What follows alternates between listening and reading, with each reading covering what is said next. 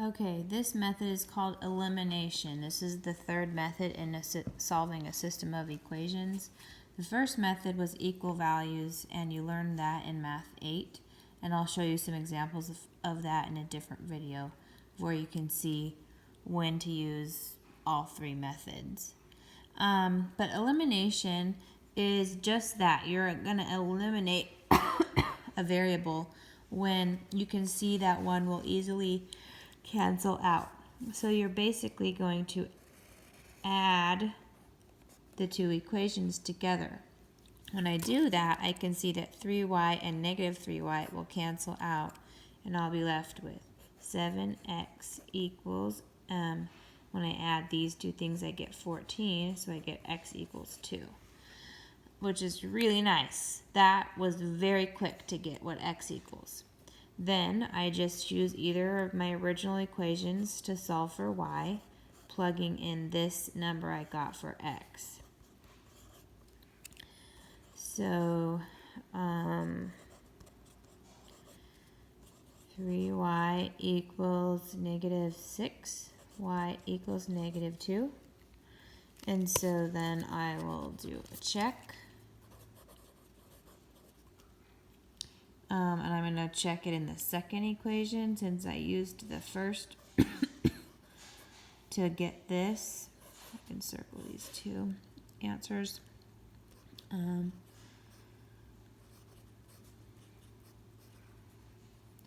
So 3 times 2 is 6, and this is plus 10.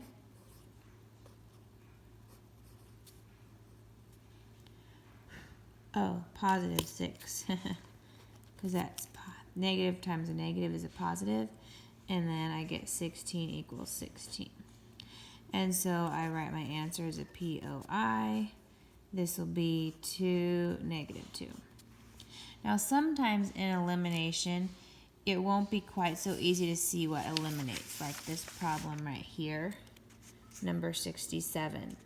I can see right away that if I just look at it, the x's, if I add them, they'll get 5x, and if I add the y's, I'll get negative y, or negative 1y, so that's not helpful to me. But these are very easy to change to be able to use elimination. If I multiply this whole first equation by positive 2, then I will get the new equation 4x plus 2y equals 20. I have to multiply every term by 2. And then I rewrite the second equation and I add them together, and now a variable will eliminate. These two equations are the same because I just multiplied every term by the same number, so it didn't alter it in any way. Now elimination will also work if it's x terms that are going to eliminate and not y terms. You can do either way. Let's see if I can see an example of that real quick.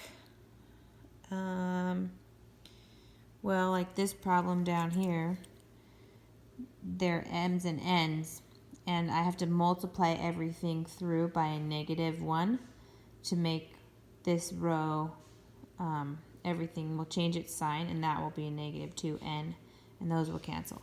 So it doesn't matter what variable you choose that's going to eliminate, because eventually you'll plug it back in and solve.